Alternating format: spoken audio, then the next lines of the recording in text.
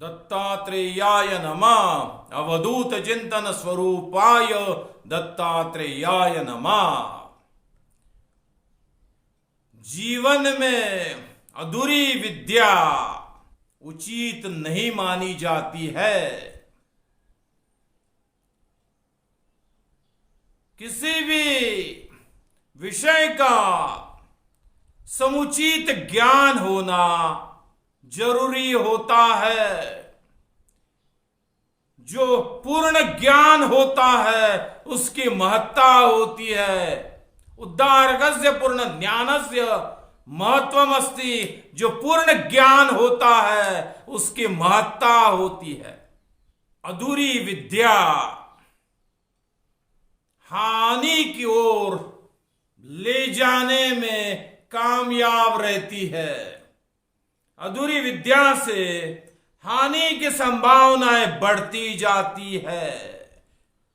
अधूरी विद्या के कारण हानि होने की संभावनाओं में निरंतर बाढ़ आती रहती है। इसलिए किसी भी विषय को समुचित रीति से, पूरी रीति से, पूर्णता से समझ लेना चाहिए। नहीं तो हानि आपके पीछे पीछे आ सकती है। इसलिए पूरी जानकारी हासिल करना यह बहुत ही उपयोगी होता है। एक घटना ऐसी हुई थी जो आप सभी को समझ लेना चाहिए। उस घटना को समझ लेना चाहिए। उस घटना के बारे में समझ लेने की पूरी रीति से कोशिश करनी चाहिए। दो विद्यार्थी थे। उन्हें धनुर्वेद की शिक्षा हासिल करने की बहुत इच्छा थी।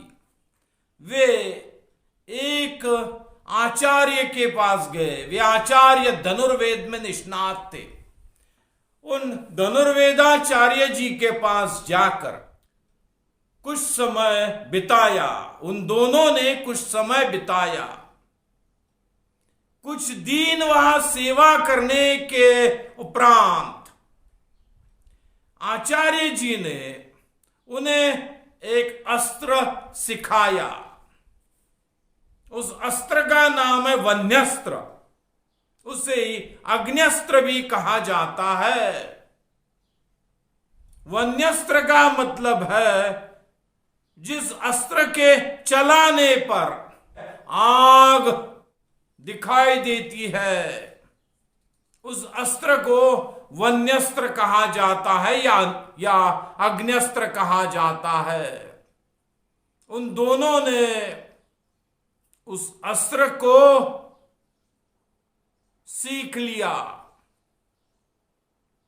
उनको बहुत ही आनंद हो गया।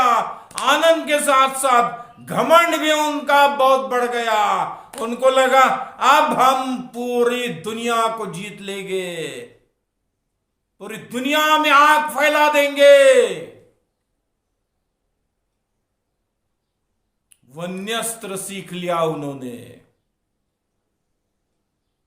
उससे उन दोनों में इतना आ गया घमंड कि वे सोचने लगे अब हो गया काम। आचार्य जी से मिले। उन्होंने बोला अब हम अपने घर चलते हैं। अब हमने सीख लिया। हमारे में जो कुछ इच्छा थी वह इच्छा पूरी हो गई। हमें अग्न्यस्त्र मिल गया है।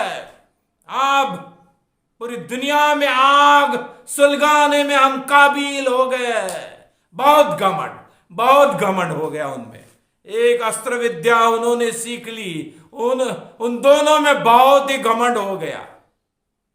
आचार्य जी बोले अभी रुको, तुमने सिर्फ एक अस्त्र सीखा है, दूसरे अस्त्र अभी नहीं सीखे हैं। आपको अभी पर्जन्यास्त्र सीखना होगा, दूसरे भी बहुत सारे अस्त्र सीखने होंगे। वे दोनों बोले नहीं नहीं नहीं नहीं नहीं, अब हम अपने साम्राज्य का विस्तार करेंगे, पिताजी को उनके कार्य में सहायता करने के लिए हम अभी सिद्ध हो गए हैं। बहुत घमंड हो गया उन दोनों को। और नहीं नहीं नहीं, आचार्य जी बोलने लग गए फिर से, जरा ठहरो, पूरी शिक्षा पूरी शिक्षा पूरी शिक्षा होने दो, बाद में जाइए बाद में जाइए। आपके पिताजी ने आपको यहां भेजा है, जो जो आवश्यक विद्याएं है वो सभी आपको सिखाने के लिए बोला है उन्होंने। आप जरा ठहरिए ठहरिए ठहरिए।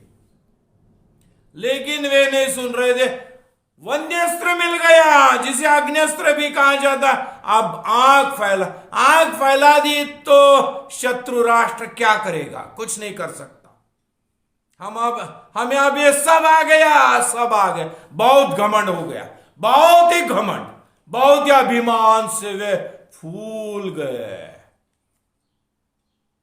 बहुत अभिमान उनके दिमाग में भर गया, उनकी बुद्धि में और मन में अभिमान भर गया। उनमें बहुत आ गया घमंड, बहुत ही आ गया, बहुत घमंड। उन्होंने, आचार्य जी ने रोका उनको बहुत, पर वो सुनने को तैयार नहीं थे। आप दूसरे किसी की जरूरत नहीं है जी, आप कुछ नहीं चाहिए, आग भड़का सकते हैं पूरी दुनिया में।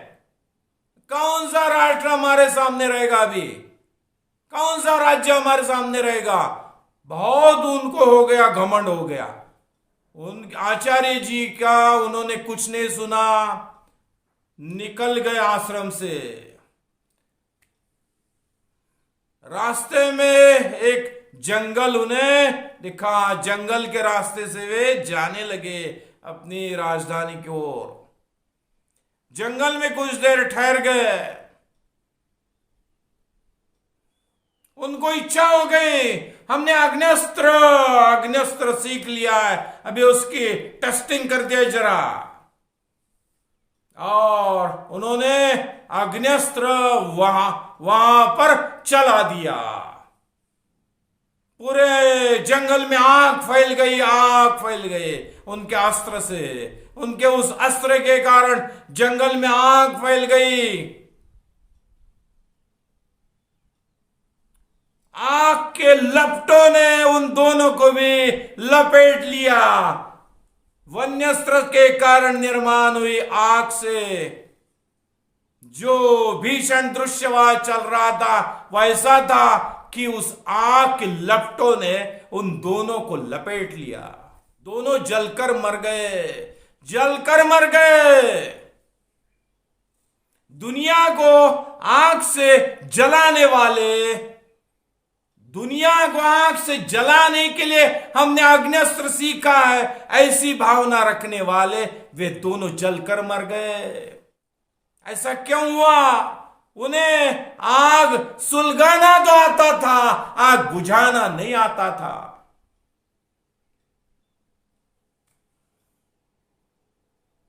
होता है ऐसा, दुनिया में होता है ऐसा। आग बरसाना तो आता है किसी किसी को, आग बुझाना नहीं आता। कुछ लोगों को आग बोना आता है, आग बुझाना नहीं आता। कुछ लोगों को आग सुलगाना बहुत जल्दी आ जाता है, आग बुझाना नहीं आता। इसलिए आखिरकार भीषण परिणाम तो आते ही है। दुनिया में ऐसे कुछ लोग होते हैं जिन्हें आग लगाना आता है, आग बुझाना नहीं आता। ऐसी बातें नहीं होनी चाहिए।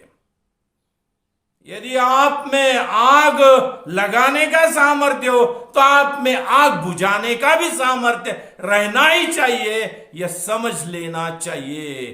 दत्त दत्त दत्त।